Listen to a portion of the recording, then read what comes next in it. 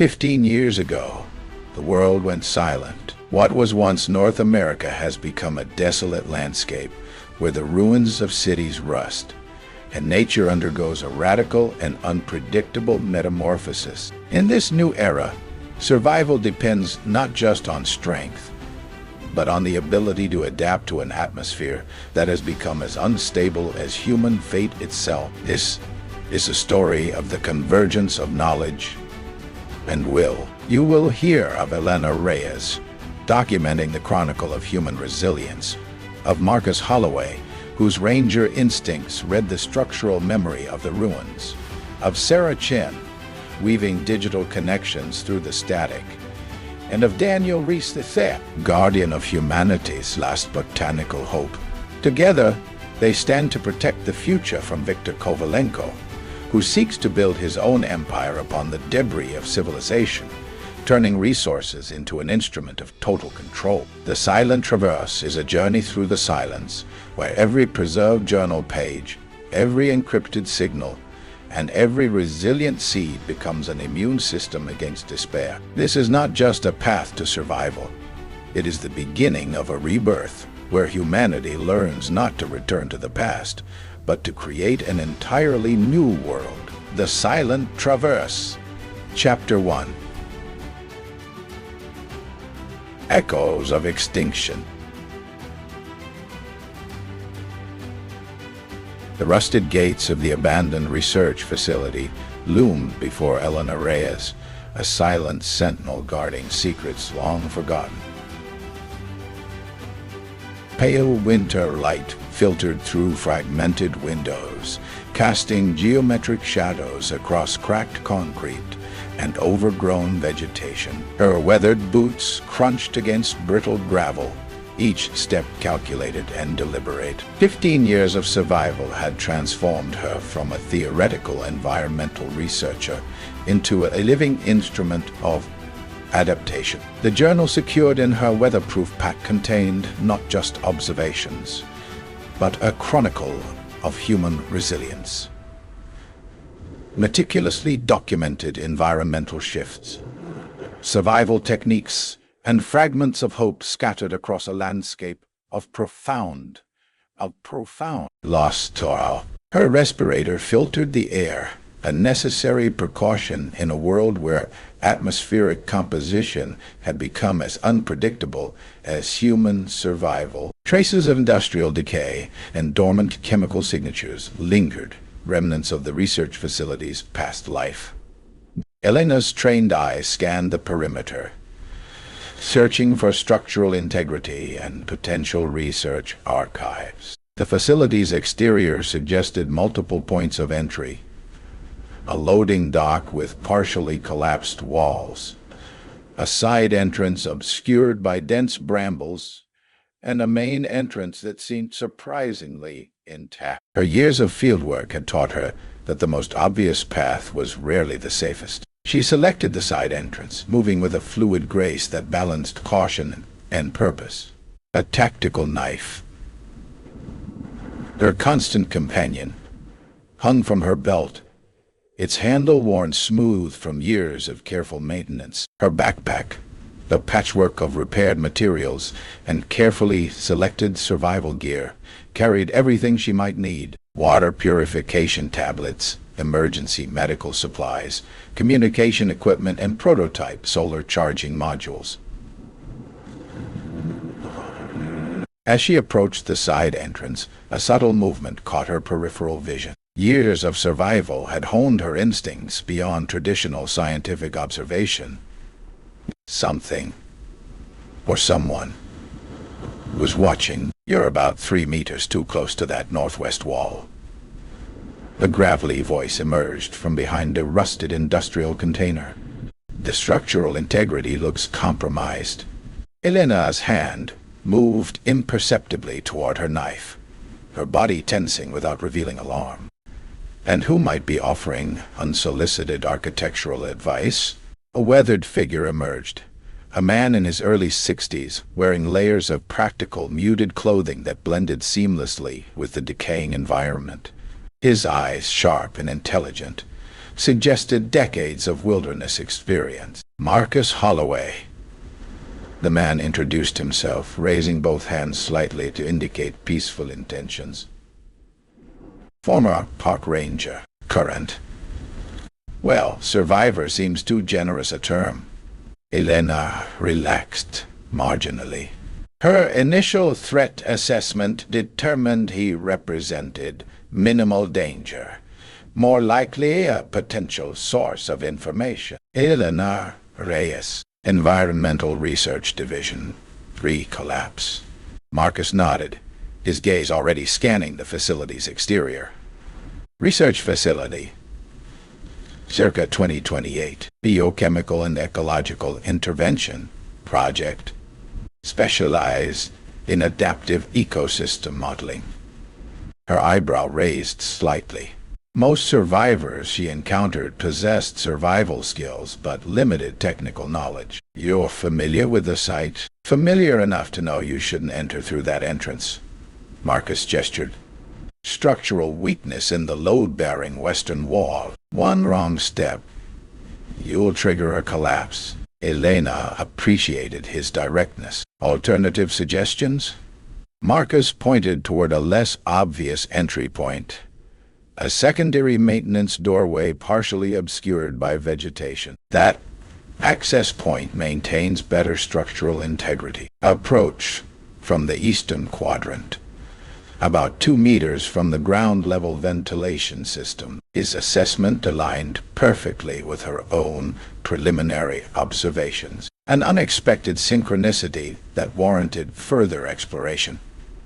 You've been monitoring this site, Elena stated more than asked. Marcus's weathered face revealed a hint of a smile. Someone has to keep track of what remains. Knowledge preservation isn't just about documents. It's about understanding spatial relationships, structural memories. As they conversed, the facility seemed to breathe around them.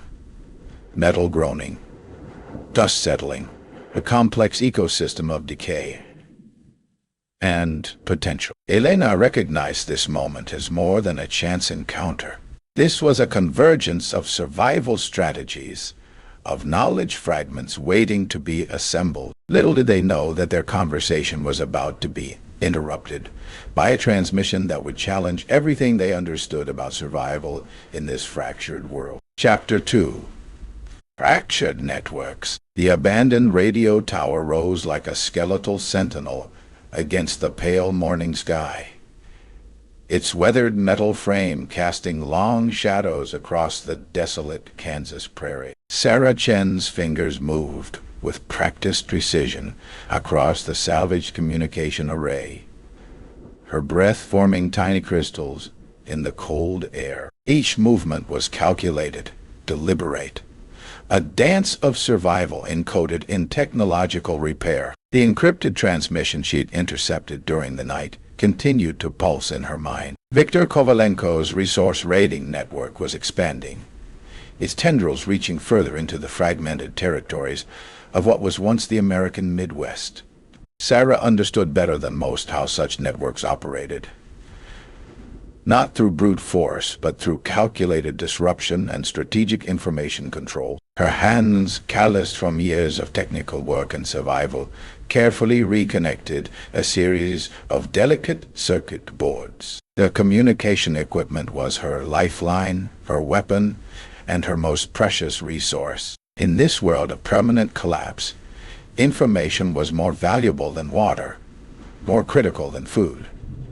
The transmission she decoded revealed 3 potential raid targets: a small agricultural settlement near the remnants of Lincoln, Nebraska, an isolated medical research outpost in eastern Colorado, and a water purification collective tucked into the rocky terrain west of Kansas City. Each location represented a vulnerable node in the tenuous network of human survival. Sarah's mind worked methodically, mapping potential communication routes, calculating risk vectors. She wasn't just intercepting information.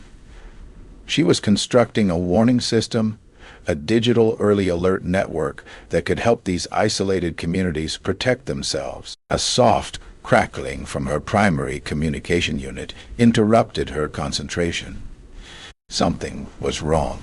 The signal patterns were irregular, suggesting potential system degradation. Her eyes narrowed, scanning the complex arrangement of repurposed military-grade communication equipment. Years of survival had taught her that equipment failure was never just a technical problem. It was a potential death sentence. In this landscape, being cut off meant vulnerability, isolation, potential extinction. The wind outside the makeshift communication shelter carried hints of approaching weather, dry, brittle currents that spoke of continued environmental instability. Sarah knew these winds, understood their language of dust and potential destruction. Her mind drifted momentarily to the network of survivors she'd cultivated over the past 3 years. Each connection was deliberately maintained, each relationship a potential lifeline in a world where traditional social structures had disintegrated. Marcus Holloway's Wilderness Survival Network. Elena Reyes Scientific Research Collective. Small, fragmented, but resilient. The communication array suddenly sparked.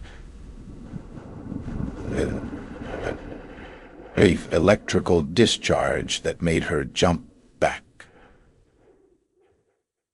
Warning lights began blinking in irregular sequences. A digital SOS that suggested imminent system collapse. "Not now," she muttered, her voice barely a whisper in the silent shelter. "Not when everything is at stake." The transmission about Kovalenko's raid network was partially decoded but not fully secured.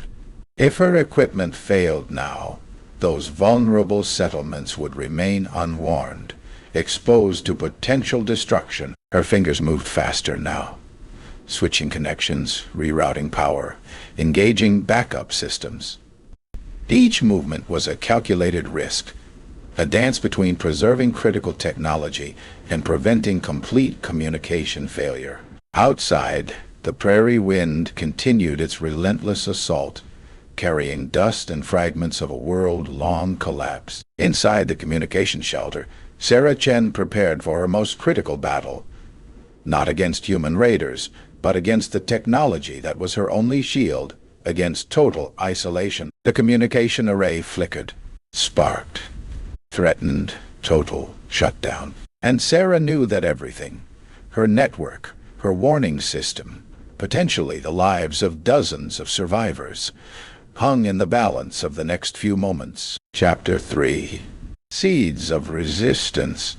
The morning light filtered through the reinforced greenhouse panels, casting fragmented shadows across rows of meticulously organized seed trays. Daniel Reese's weathered hands moved with surgical precision, his fingers tracing the delicate genetic potential of each carefully labeled container. 15 years of careful preservation had reduced his once expansive agricultural research collection to this: a compact mobile seed bank representing humanity's last botanical hope. The distant vibration of an approaching vehicle triggered an immediate response. Daniel's muscles tensed, years of survival instinct overriding his typically measured demeanor. He moved with practiced efficiency, activating a series of hidden mechanical triggers that would conceal the most critical specimens. Kovalenko's raiders were predictable in their brutality, but unpredictable in their approach. Daniel had spent months studying their movement patterns, understanding their resource acquisition strategies. This wasn't just about protecting seeds. This was about preserving the potential for future agricultural regeneration. His makeshift early warning system, cobbled together from salvaged radio equipment and motion sensors, began to pulse with a steady red warning light 3 kilometers out. Enough time to implement the emergency protocols. The seed bank was more than a collection. Each container represented decades of genetic research, carefully cultivated strains resistant to the dramatically altered post-collapse ecosystem. Drought-tolerant wheat variants, nitrogen-fixing legumes engineered to grow in depleted soils, vegetable cultivars that could survive extreme temperature fluctuations. Daniel's fingers danced across a series of hydraulic levers. Hidden compartments began to seal, protective shells sliding into place around the most critical specimens. Underground cooling systems hummed to life, maintaining precise temperature and humidity controls. He allowed himself a momentary reflection. How many generations of agricultural researchers had dreamed of preserving genetic diversity? How many had failed to anticipate the complete systemic collapse that would make their work both desperately necessary and incredibly fragile? The sound of approaching vehicles grew more distinct. Diesel engine.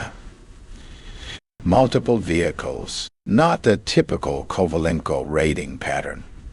Something was different. Daniel moved to his observation station, a complex arrangement of repurposed military-grade surveillance equipment, thermal imaging, acoustic sensors, perimeter monitoring systems that he had spent years developing and refining. 3 vehicles, heavily modified, not standard raider configuration. Defensive positioning suggested something more organized than a typical resource extraction team.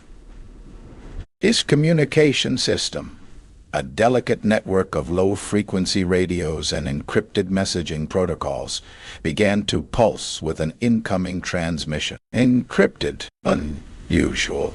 Most survivor networks had long since fragmented or disappeared. The message was brief, coded, but unmistakably directed specifically at his location. Agricultural Preservation Team, seeking alliance. Non-aggressive approach. Daniel's hand hovered over the communication panel. Trust was a luxury rarely afforded in this fractured world. Every alliance carried potential betrayal. Every extended hand could conceal a weapon. Yet the specificity of the transmission suggested something different. These weren't random raiders. These were organized survivors with a specific objective. The greenhouse's environmental controls continued their steady rhythm. Seed trays remained perfectly positioned. Years of carefully maintained botanical potential waited in silent anticipation. Outside, the first vehicle breached the final perimeter marker. Daniel's hand moved instinctively toward a carefully concealed defensive system. Not a weapon of destruction, but a neutralization protocol designed to protect his most critical resources. Elena Reyes.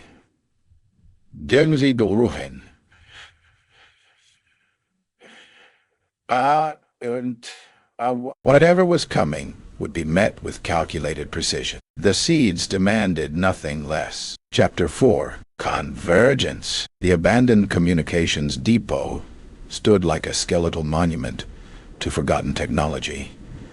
Its rusted antenna arrays casting long shadows across the dry, cracked landscape. Elena traced her fingers along the weathered map, spread across a makeshift table. Her journal open beside her, pages filled with meticulous notes and observations. Marcus studied the markings, his calloused fingers moving deliberately across the terrain. The silence between them was thick with unspoken tension, broken only by the occasional distant cry of a scavenging bird. "She'll be here," Marcus muttered, more to himself than to Elena. His eyes scanned the horizon, decades of wilderness training etched into every movement. Chen arrived precisely at midday, her approach calculated and deliberate. She carried a compact communication device, a rarity in these fractured times, and moved with a caution that spoke of countless dangerous encounters. "You're early," Elena said, her voice a measured whisper. Sarah's lips formed a tight smile. Information has a short shelf life these days. The communication device in her hand seemed to pulse with potential, a lifeline in a world where knowledge was more valuable than water or weaponry. Sarah began unpacking a series of encrypted data chips, each representing fragments of intelligence gathered from the scattered remnants of communication networks. "Kovalenko's operation is expanding faster than we anticipated," Sarah began, her fingers moving with practiced efficiency across the device. His resource rating network now extends across 3 former state territories. He's not just taking supplies, he's establishing control points. Marcus leaned forward, his weathered face etched with concentration. Control points mean infrastructure. Means he's planning something more than simple survival. Elena's journal lay open, her pencil poised to capture every detail. The pages were a testament to her scientific background. Clinical observations mixed with deeply personal reflections on survival, loss, and the fragile hope of reconstruction. He's creating a new economic system. Elena murmured, connecting the dots in her mind. Not just raiding, but systematically mapping and controlling resource corridors. Sarah nodded, her fingers moving across the communication device. A series of maps began to materialize.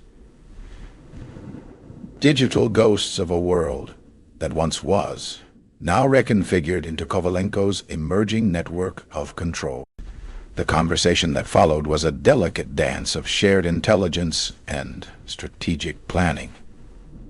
Each participant brought their unique perspective.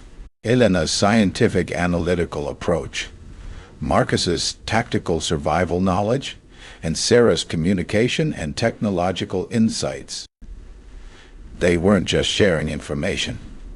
They were constructing a potential resistance, a strategy to disrupt Kovalenko's expanding control. As the afternoon light began to fade, casting long shadows across the abandoned communication center, a sudden burst of static from Sarah's device interrupted their planning. A long-range transmission began to resolve, fragmented but unmistakably significant. The message suggested a critical vulnerability in Kovalenko's network, a potential weak point that could be exploited. But before they could fully decode the transmission, the device went silent. The silence was profound, pregnant with possibility and danger. Elena looked at Marcus, then at Sarah. Something fundamental had shifted in their alliance. They were no longer just survivors. They were becoming something more. A resistance was taking shape. Chapter 5. Predator's Strategy. The abandoned warehouse complex loomed like a skeletal monument to forgotten industry, its rusted metal skin reflecting the harsh midday sunlight. Viktor Kovalenko stood at the central observation platform, his eyes tracing the carefully mapped territories spread across a massive wall chart. Colored pins marked resource zones, survivor settlements, and strategic control points, each representing a piece of his meticulously constructed survival network. A large topographical map dominated the wall, annotated with intricate notes and interconnected lines showing resource routes. Kovalenko's fingers traced the paths with practiced precision, revealing a spider web of control that extended across hundreds of miles of desolate Midwestern territory. "Inventory report," he called out, his voice crisp and controlled. Marcus Trevino, his primary logistics coordinator, approached with a weathered leather notebook. The man's hands were calloused, his movements deliberate. A survivor who understood the brutal mathematics of post-collapse survival. Western corridor settlements are producing 62% of projected agricultural yield, Trevino reported. Water filtration units in sectors 4 and 7 are operating at 73% efficiency. Trade negotiations with the Nebraska River Valley groups are progressing. Kovalenko nodded, his eyes never leaving the map. Each settlement, each resource node was more than just a location.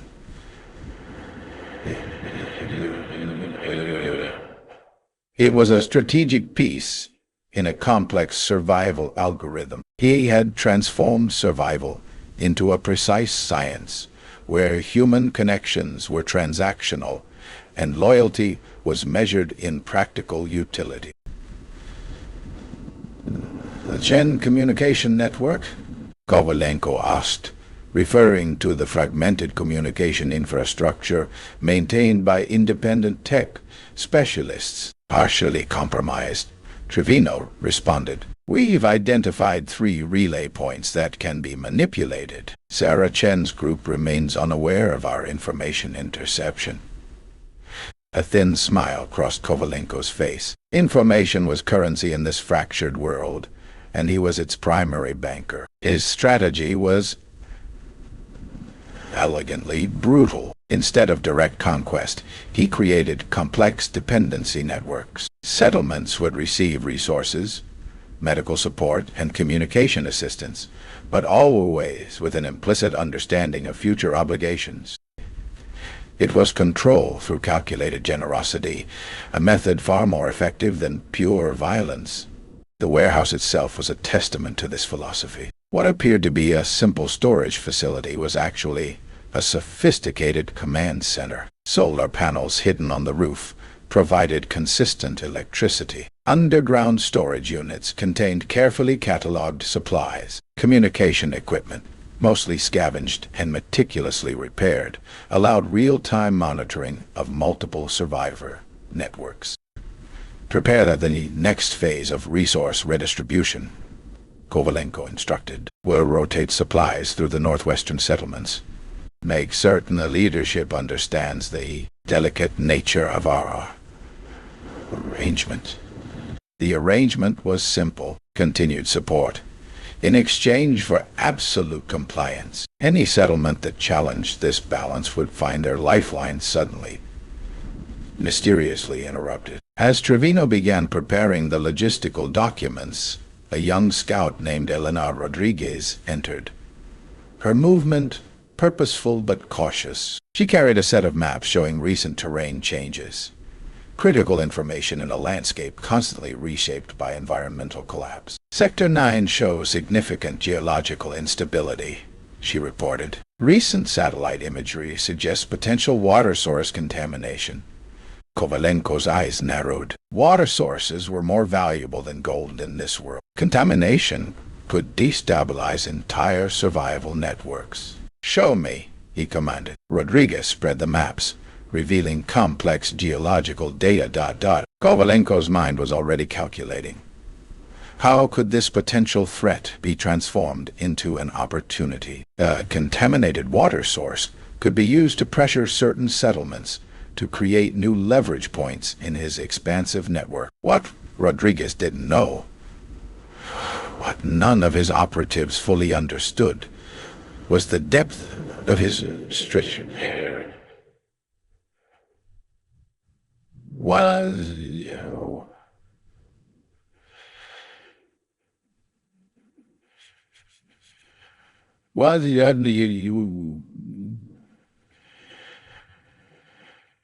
This wasn't just about survival. This was about creating a new form of societal control, using the very chaos of collapse as a mechanism of power. But beneath the calculated exterior, a subtle tension was building. Not everyone in his network was completely loyal. Whispers of internal dissent had begun to circulate. Quiet conversations in shadowed corners, hints of potential rebellion. And Viktor Kovalenko was about to discover that his most significant challenge might come from within his own carefully constructed organization. The day was far from over, and the real game was just beginning. Chapter 6. Buried knowledge. The abandoned research complex stood like a skeletal monument to forgotten scientific ambition. Weathered concrete walls, streaked with rust and lichen, framed windows that reflected the muted gray light of early morning. Elena traced her fingers along a crumbling wall, feeling the texture of institutional memory slowly dissolving into the landscape. Daniel Reese moved with careful precision, his weathered hands examining the exterior of the building. Unlike many survivors who approached unknown structures with raw suspicion, he carried himself with a methodical calm that spoke of years of scientific training. His seed preservation kit, a meticulously organized collection of sealed containers and specialized preservation tools, hung from a reinforced shoulder harness. The structural integrity looks stable enough, Marcus muttered, his experienced eyes scanning the building's perimeter. But we'll need to be cautious. These research facilities can be treacherous. Elena nodded, her journal already open. Precise annotations began to fill the page. Observations about the building's construction, potential entry points, signs of previous occupation or disturbance. Her scientific training merged seamlessly with survival instincts, each detail potentially holding critical information. Daniel approached a partially collapsed wing of the building. "Agricultural Research Center," he said quietly, more to himself than to the others.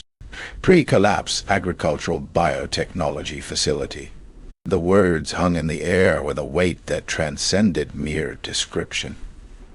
In their world, 15 years after the global economic and ecological catastrophe, such a facility represented more than just a building. It was a potential repository of knowledge that could mean the difference between continued survival and complete ecological collapse. Marcus positioned himself as a lookout, his weathered rifle held with practiced ease. The landscape around them remained silent, save for the occasional rustle of sparse vegetation and distant bird calls. The Midwestern terrain had been transformed. Once fertile farmlands now resembled a patchwork of stunted growth and barren expanses. Inside, the research complex revealed layers of preserved history, sealed storage rooms, their environmental control systems long dead, still protected fragments of scientific archives. Daniel moved with reverent concentration, carefully assessing preservation conditions. "Seed banks," he whispered, discovering a sealed refrigeration unit. Some of these might still be viable. Elena's scientific background resonated with the moment. She understood precisely how monumental such a discovery could be.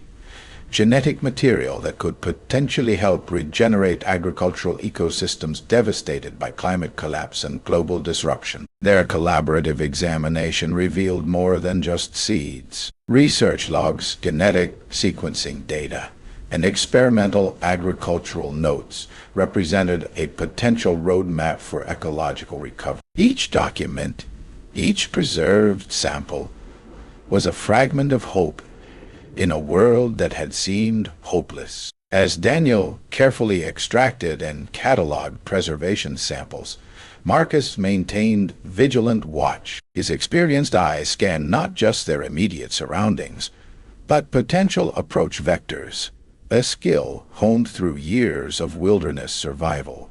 Unbeknownst to the group, something was moving in the distant landscape. A subtle disturbance, barely perceptible.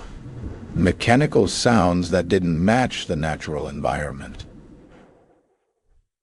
Something was approaching the research complex, its intention yet unknown. The chapter builds tension, scientific discovery, and potential conflict, setting the stage for subsequent narrative developments while maintaining the introspective, survival-focused tone of the story.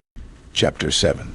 Technological Lifeline. The abandoned radio tower stood like a skeletal sentinel against the pale gray sky, its rusted lattice frame a testament to the world that had crumbled. Sarah Chen's fingers moved with practiced precision, carefully reconnecting fragile circuit boards and jury-rigged communication equipment. Sunlight filtered through the tower's broken windows, casting long shadows across the makeshift communication hub she had been constructing for weeks. Around her, a collection of scavenged electronics formed an intricate network of hope. Solar panels salvaged from abandoned suburban homes powered banks of modified receivers and transmitters. Each piece of equipment represented not just technology, but a potential lifeline, a bridge between isolated survivor groups struggling to maintain human connection in a fractured world. Sarah's hands trembled slightly as she connected the final wire. 15 years of careful study, of preserving and understanding communication technology had led her to this moment. The daughter of tech engineers who had perished in the early days of the collapse, she carried their legacy in every careful adjustment and calculated risk. "Come on," she whispered to herself, adjusting the frequency modulator. "Just work." The radio crackled.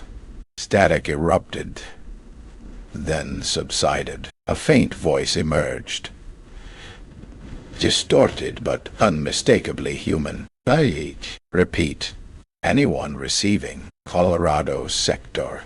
Her breath caught. First contact. The communication protocol she had meticulously developed was functioning. Each frequency band represented carefully negotiated communication windows, designed to minimize detection and conserve limited power resources. Sarah knew the risks. Open communication could attract predatory groups like Viktor Kovalenko's raiders, who would see a functioning communication network as a valuable resource to be seized. Her strategy involved encrypted channels, rotating frequencies, and minimal transmission times. The voice continued, breaking through intermittent static. Agricultural collective. Seed preservation.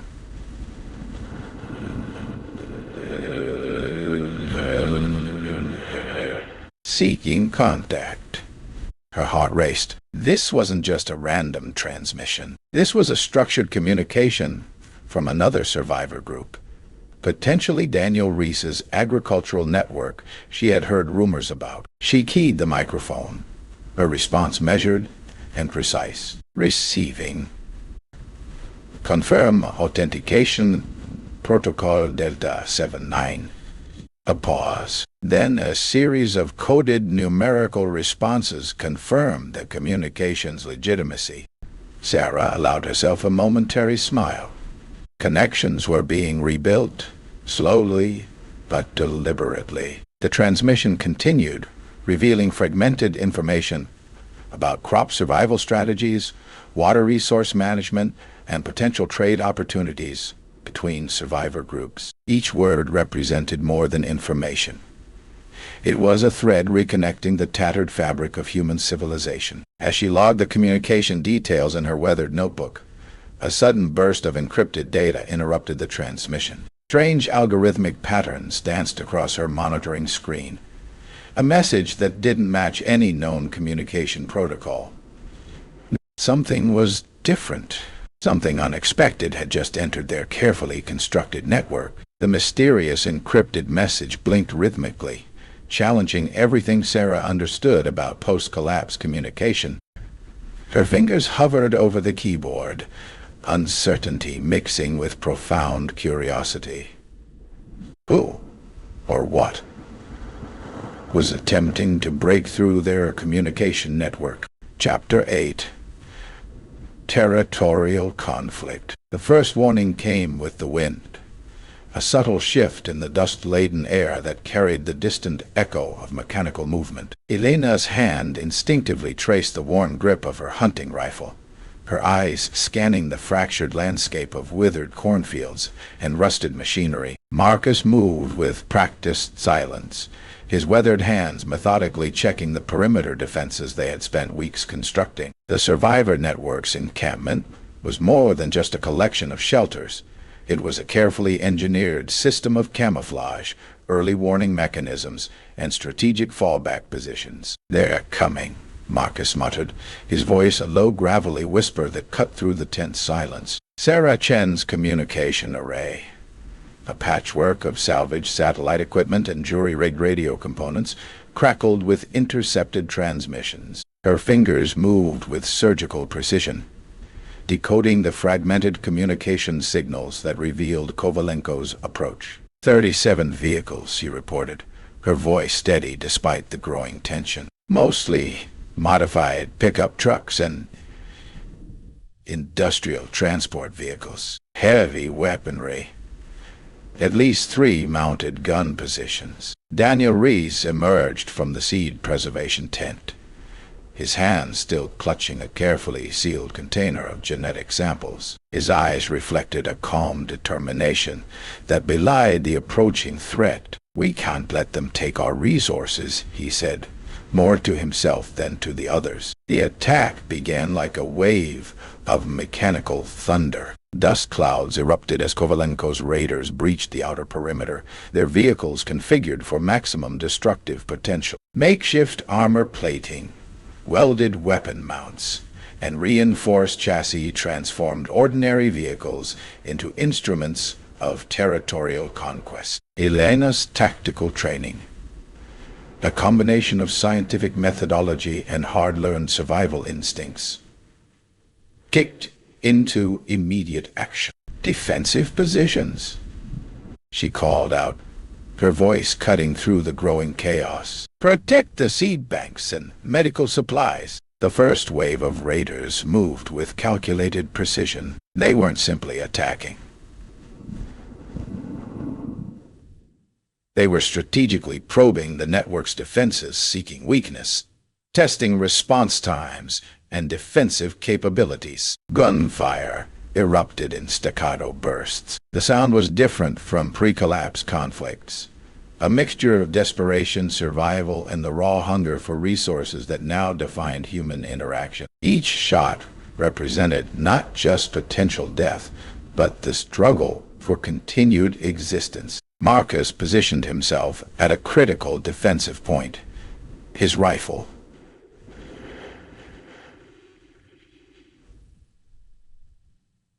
a meticulously maintained weapon that had seen him through years of wilderness survival, finding its mark with surgical precision. Years of wilderness training transformed him into a defender who understood landscape movement and tactical positioning.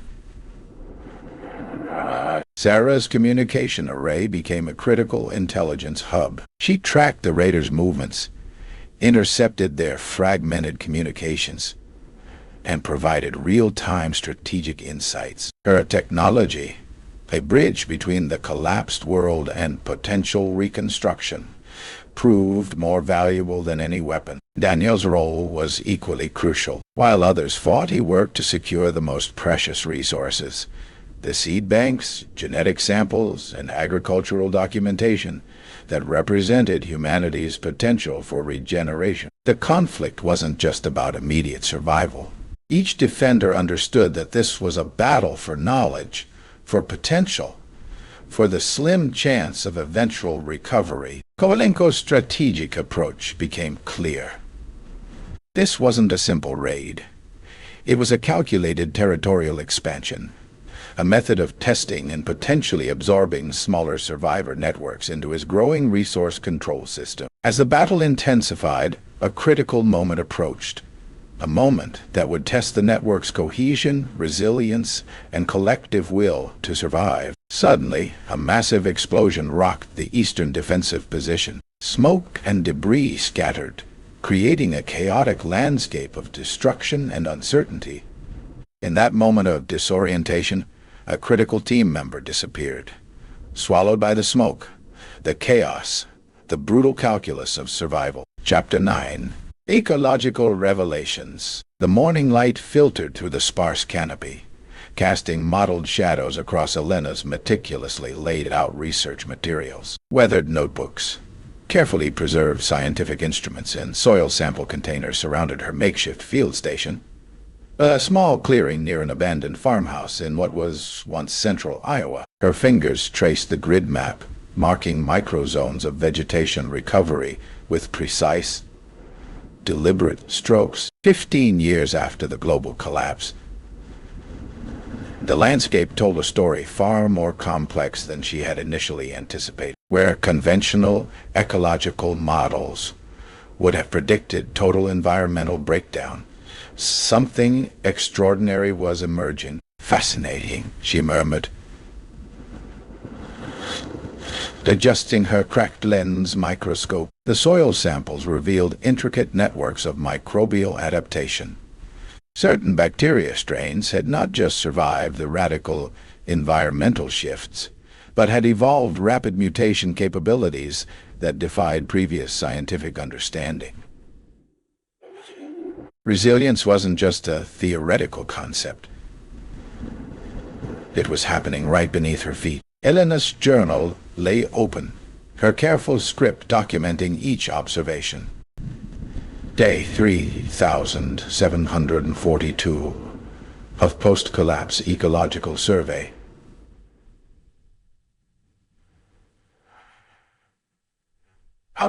Unexpected symbiotic relationships emerging in soil microbiomes. Previous models of ecological succession appear insufficient to explain current transformative processes. Hypothesis: environmental catastrophe has triggered accelerated adaptive mechanisms previously unobserved in controlled scientific environments. Her scientific training, honed during years of pre-collapse research, gave her a unique perspective. Where others saw devastation, she perceived an intricate dance of survival and regeneration. The abandoned farmhouse creaked behind her, a constant reminder of human absence. Rusted agricultural machinery stood as silent witnesses to a world that had fundamentally transformed. Yet within this apparent desolation, life persisted, mutated, resilient, relentless. A distant movement caught her attention. Marcus Holloway approached, his weathered frame moving with the practiced stealth of a seasoned wilderness survivor. "Found anything interesting?" he asked, settling beside her research spread. Elena pointed to a series of microscopic slides. "These bacterial colonies are developing unprecedented cross-species cooperation. They're not just surviving. They're actively restructuring ecosystem dynamics." Marcus studied the slides, his experienced eyes interpreting the complex microbial landscapes. "Nature always finds a way," he said quietly, a hint of philosophical resignation in his tone. Their conversation was interrupted by the subtle vibration of Elena's modified communication device. A rare piece of technology she maintained with meticulous care. A fragmented signal, likely from Sarah Chen's communication network, flickered across the small screen. The message was cryptic: unusual atmospheric readings. Potential large-scale environmental shift detected. Coordinate 42.794.1 U. Those coordinates were mere kilometers from their current location. Elena's scientific curiosity sparked instantly. The potential implications of an unfolding large-scale environmental transformation were profound. Whatever was happening represented more than a localized phenomenon. It suggested a systemic planetary recalibration. As afternoon light began to fade, casting long shadows across the research area, Elena carefully packed her samples. Each sealed container represented not just scientific data, but potential keys to understanding how life might regenerate after unprecedented global disruption. The landscape around her seemed to pulse with an almost imperceptible energy, a subtle reminder that ecological systems were far more dynamic and resilient than humanity had ever comprehended. Her final journal entry for the day captured her growing excitement and scientific wonder. Emerging evidence suggests we are witnessing not an ecological collapse, but a radical planetary metamorphosis. Systems are not dying. They are transforming. Little did Elena know that her next discovery would challenge everything she understood about environmental adaptation. A revelation that would fundamentally reshape her understanding of survival, resilience, and the extraordinary capacity of life to reinvent itself. Chapter 10. Network of Survival. The abandoned agricultural research station stood as a testament to quiet resilience, its weathered concrete walls absorbing the muted golden light of late afternoon. Elena traced her fingers along a cracked workbench, feeling the residual energy of scientific endeavors long abandoned. Around her, Marcus and Daniel were meticulously mapping their emerging survival network, each movement deliberate and calculated. These seed banks represent more than just genetic material, Daniel murmured, spreading out carefully preserved seed packets. His fingers, calloused and precise, sorted through varieties of drought-resistant wheat and genetically adapted corn strains. They're our bridge between what was and what could be. Marcus nodded, his weathered hands marking coordinates on a hand-drawn map. Topographical lines intersected with small symbols representing their discovered resource caches, communication points, and potential safe zones. The map was a living document, constantly evolving with their collective intelligence. Chen sat nearby, her compact communication equipment humming softly. Salvaged radio components and solar-powered receivers created a makeshift network hub. Her fingers moved with surgical precision, adjusting frequencies and scanning for potential survivor transmissions. "We're building something unprecedented," Sarah said, her voice low and measured. "Not just survival infrastructure, but a distributed intelligence network." Elena watched them, a journal open but forgotten. Her scientific training recognized the profound complexity of what they were attempting. This wasn't just survival. It was the potential reconstruction of human knowledge and social infrastructure. The research station's windows looked out over a landscape both desolate and subtly regenerating. Patches of resilient vegetation pushed through cracked concrete, small indicators of nature's persistent adaptation. Scattered solar panels, miraculously intact, provided minimal but critical electricity. Marcus saw the psychological importance of what they were creating. "Isolation kills faster than any external threat," he said, more to himself than anyone else. "These connections, they're our immune system against despair." Daniel nodded, carefully packaging a collection of seed varieties.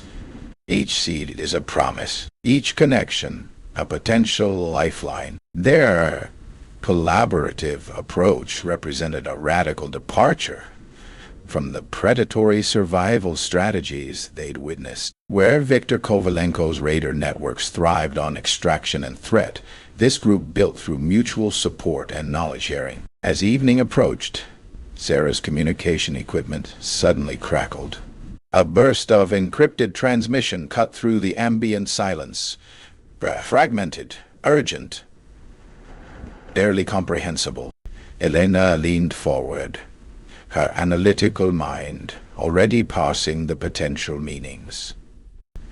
The transmission suggested something significant.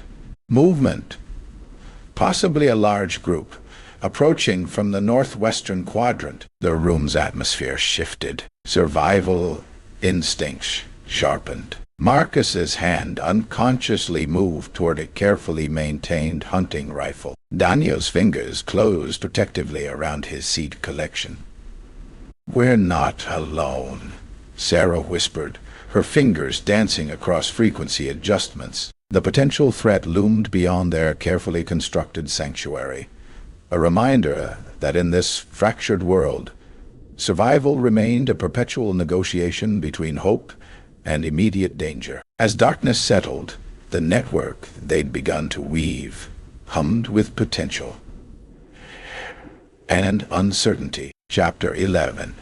Predator exposed. The abandoned radio station's concrete walls absorbed the whispers of a dozen carefully positioned survivors. Maps, annotated with intricate network diagrams, covered every available surface. Elena Reyes traced her finger along a complex web of supply routes. Her weathered journal opened beside her, pages dense with microscopic handwritten notes. "We've mapped Kovalenko's resource corridors," Sarah Chen announced, her fingers dancing across a modified tablet salvaged from pre-collapse technology. The device hummed with a fragile energy, its screen displaying cryptic data streams. "His network isn't just about taking. It's about controlling movement and information. Marcus Holloway stood near a makeshift tactical map, his weathered hands moving tactical markers with surgical precision. 15 years of survival had etched deep lines into his face, each one a testament to hard-won knowledge. "Control is his weapon," he muttered, more to himself than the gathered group. "Not just resources. Ecological terrain."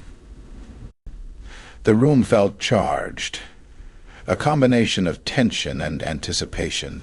They were no longer just survivors. They were strategists, preparing to dismantle a predatory system that had kept isolated communities trapped and vulnerable. Elena understood the stakes intimately. Her scientific background allowed her to see Kovalenko's network not just as a threat, but as a complex ecological system, one that could be systematically disrupted. Each supply route was a blood vessel, each resource hub a critical organ. Compromise the right nodes, and the entire organism would destabilize. "We've identified 3 critical intersection points," Sarah continued, zooming in on the digital map. Here.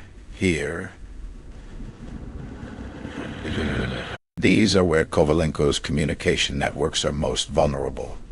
Daniel Reyes, typically quiet, spoke with measured intensity. "It's not just about destroying. We need to create alternative pathways."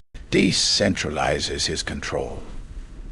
The plan was elegant in its complexity. They would not merely attack Kovalenko's infrastructure, but replace it, introducing alternative communication channels, seeding misinformation, creating strategic confusion that would undermine his psychological grip on captured territories. Outside, the landscape remained a testament to collapse. Skeletal infrastructure, rusted machinery, sparse vegetation struggling against irradiated soil. But inside this room, something was being rebuilt. Not just a strategy, but hope. As dawn broke, casting harsh light through dust-covered windows, the first phase of their counter-operation would begin. Elena felt a familiar mix of anticipation and calculated risk, the same emotions that had kept her alive through 15 years of systematic breakdown. Little did they know, Kovalenko was already several moves ahead. In a secure location hundreds of kilometers away, Viktor Kovalenko reviewed his own set of maps. A slight, dangerous smile played across his lips. The survivors thought they were hunting him. In reality, he was allowing them to believe exactly what he wanted them to believe. His contingency plan was about to be unveiled. A devastating response that would make their carefully constructed strategy look like a child's game. The Predator was preparing to show his true teeth. Chapter 12.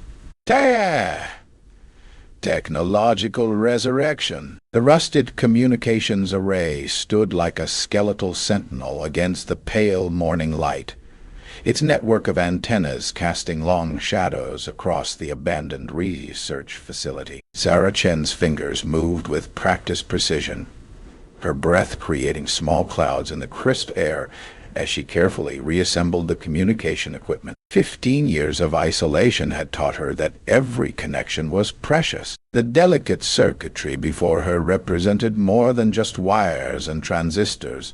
It was a lifeline, a potential bridge between the scattered remnants of human civilization. Her hands trembled slightly, a mixture of excitement and apprehension coursing through her. This wasn't just another repair job. This was potentially the first step toward reconnecting the fragmented survivor networks that had been isolated since the global collapse. The facility itself was a testament to human resilience. Located in what was once a remote research center outside of Boulder, Colorado, it had survived relatively intact. Solar panels, carefully maintained and periodically replaced, still generated enough power to support Sarah's ambitious reconstruction efforts. She remembered her father's lessons, how communication was the lifeblood of human civilization. Even as a child in the urban survival commune, She had watched him meticulously repair radio equipment, teaching her that technology was not just about machines, but about connection. Almost there, she muttered to herself, adjusting a complex junction of salvaged microprocessors.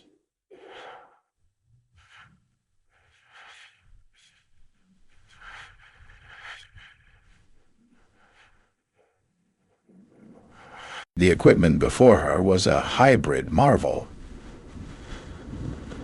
part salvaged pre-collapse technology, part ingeniously improvised components crafted from whatever materials she could scavenge. Copper wire from abandoned electrical grids, circuit boards cannibalized from old computer systems, power regulators cobbled together from solar panel components.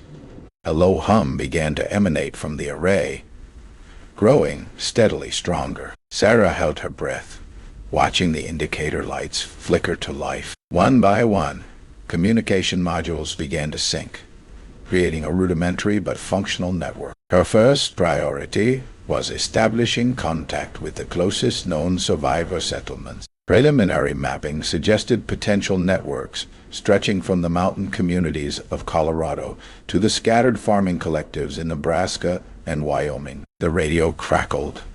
Static transformed into something more coherent. Fragmented voices, distant and uncertain, but unmistakably human. Checking frequency. Anyone receiving.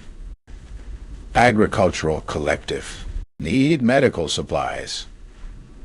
Last known coordinates.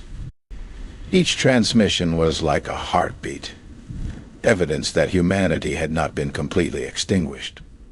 Sarah's eyes glistened with an emotion she hadn't felt in years. Whoa.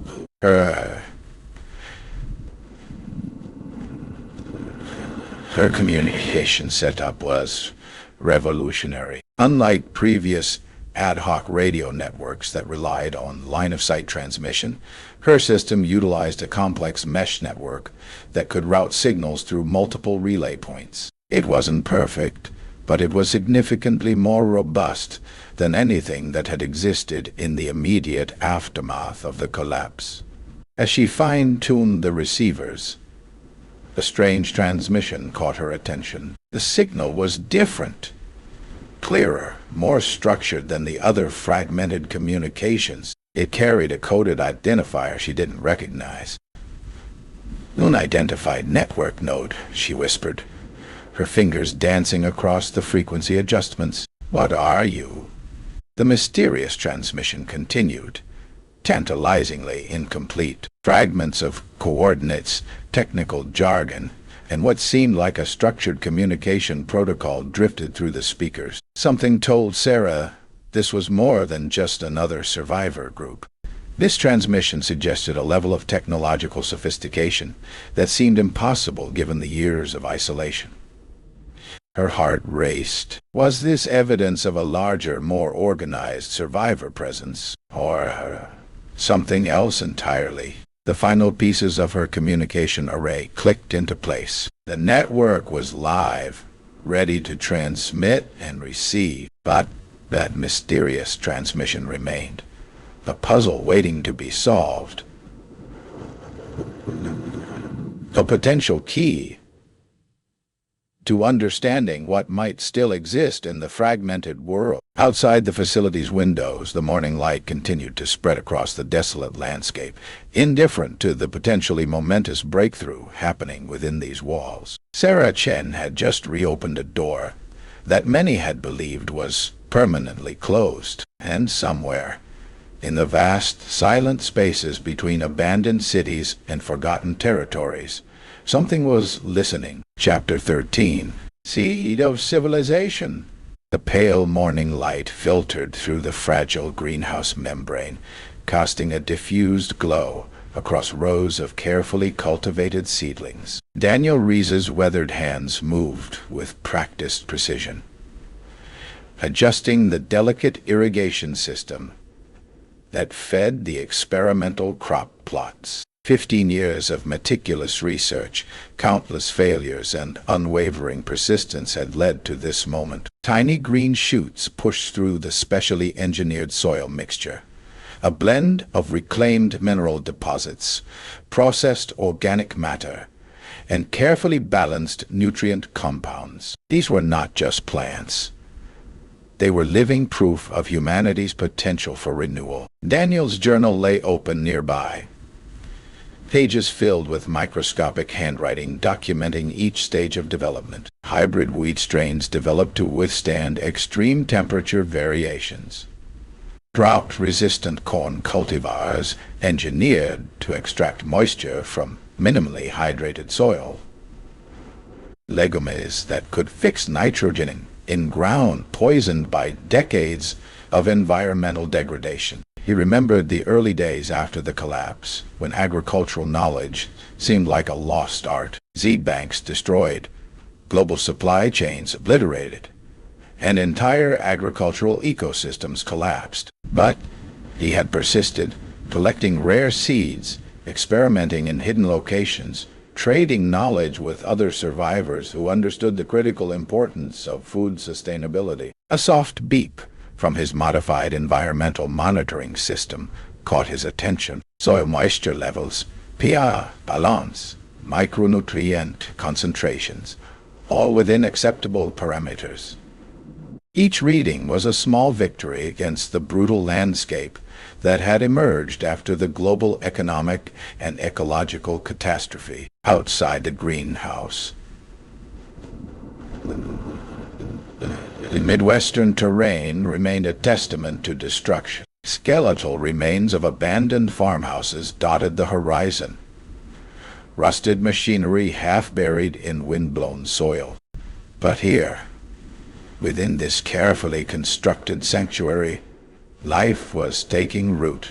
Daniel's mind drifted to Elena Reyes, the resilient scientist he had collaborated with through encrypted radio communications. Her insights into ecosystem adaptation had been crucial in developing these resilient crop strains.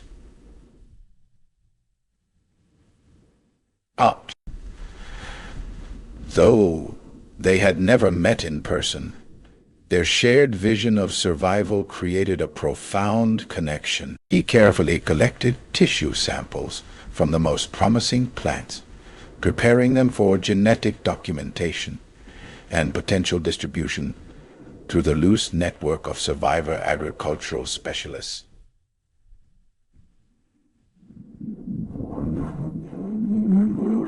Each sample represented hope, tangible proof that human ingenuity could adapt and overcome. The greenhouse's climate control system hummed softly, maintaining a delicate balance between temperature and humidity. Daniel understood that this was more than agricultural research. This was an act of defiance against total environmental collapse, a quiet rebellion manifested through seeds and scientific precision. A distant sound caught his attention. Something mechanical, out of place in this desolate landscape. Daniel froze. Years of survival instincts instantly alert. The sound grew closer, a rhythmic vibration that didn't match natural environmental patterns. His hand moved almost unconsciously to the modified communication device hanging from his belt. Something was approaching, and in this transformed world, unexpected visitors rarely brought good news. The first rays of true morning sunlight broke across the horizon, illuminating rows of fragile green hope. And the approaching unknown. Chapter 14. Final Confrontation.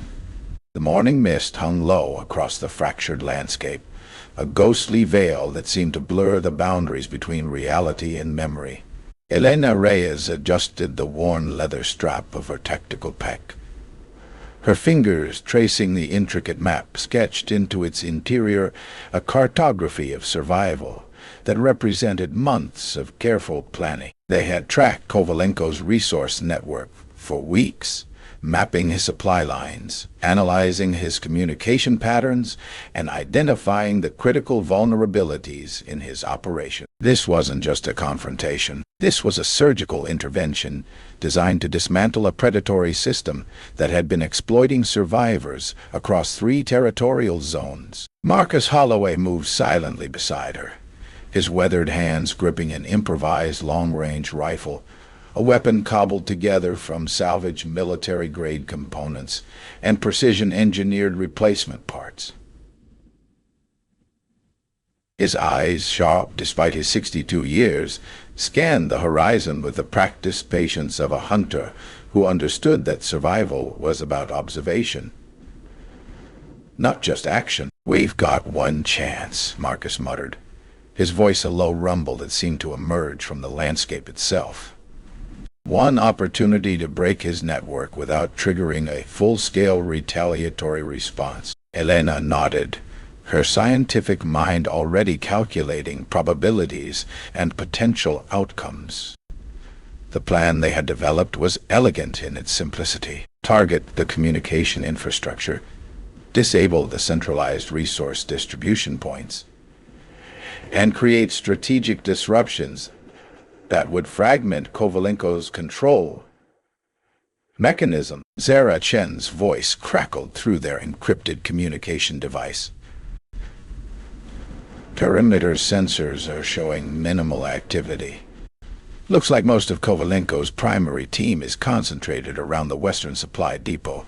The landscape they traversed was a testament to environmental collapse, skeletal remnants of agricultural infrastructure, rusted machinery half buried in soil that seemed more memory than substance. Each step was a negotiation with terrain that had been fundamentally altered by years of ecological disruption.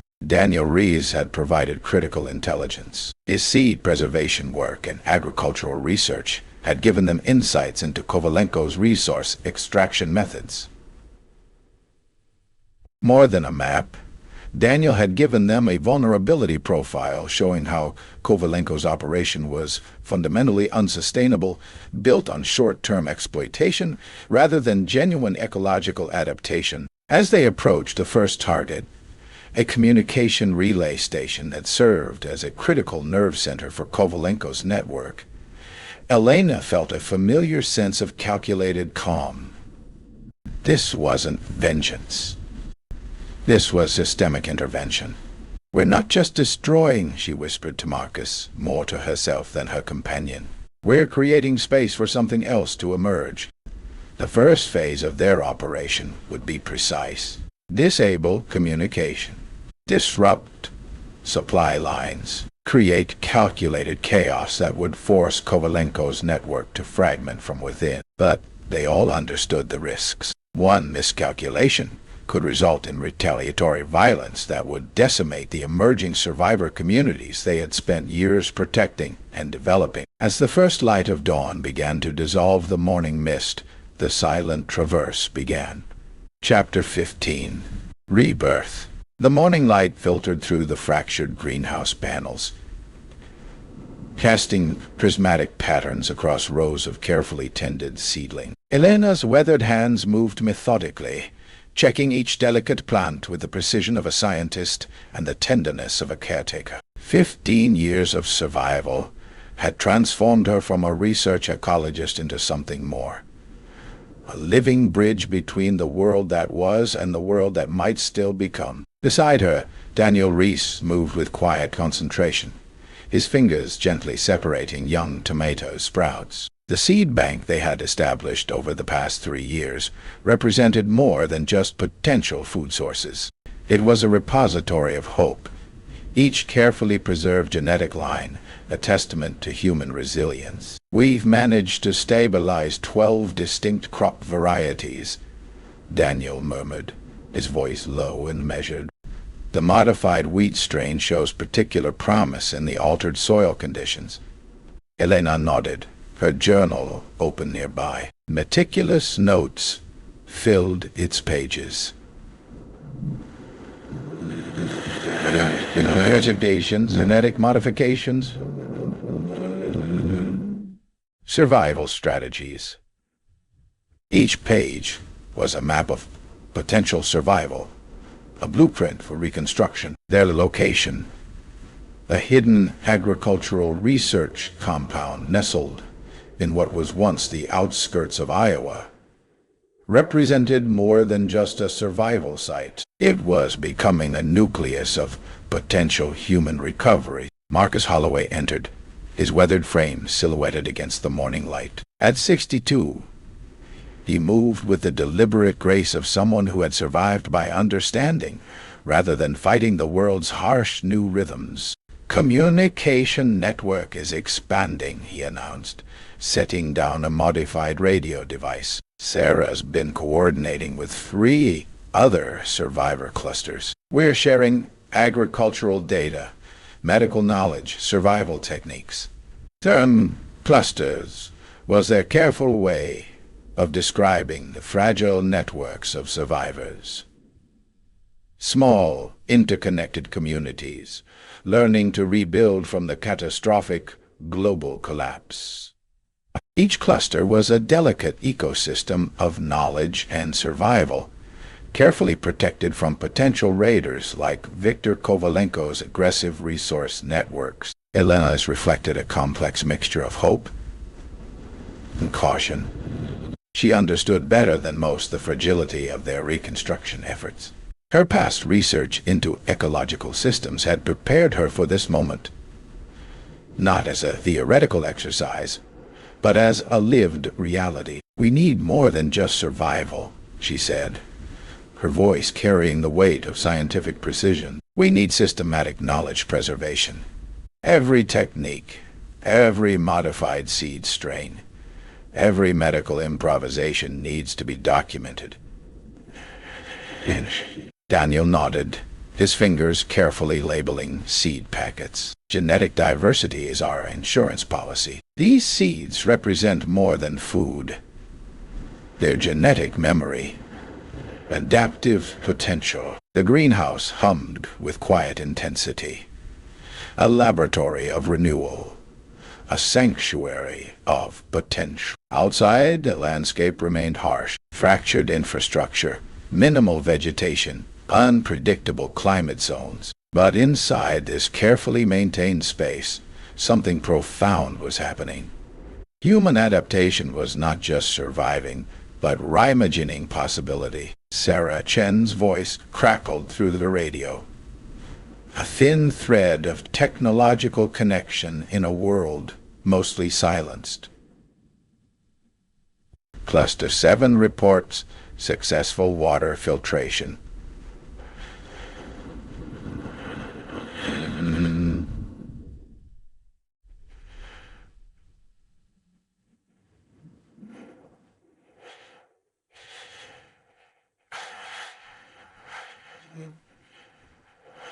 Sending technical specifications now.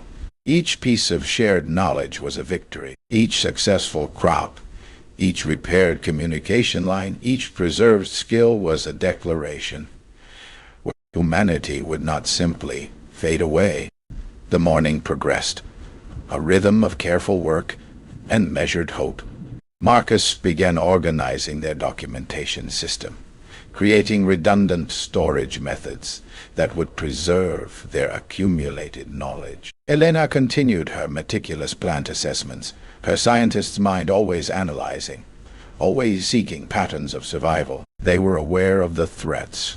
Viktor Kovalenko's resource raider networks remained a constant background concern. But here, in this moment, survival was transforming into something more. The quiet, determined reconstruction of human potential. As the day progressed, a subtle excitement began to build. They were not just surviving. They were laying the groundwork for something larger, a potential rebirth. Unbeknownst to them, in a distant mountain range, another survivor cluster was making a similar discovery.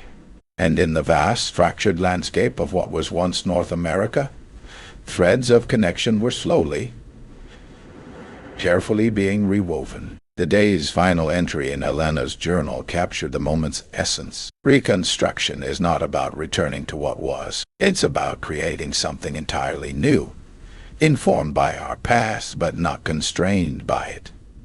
Outside, a single hawk circled, silent witness to humanity's quiet, determined resurrection.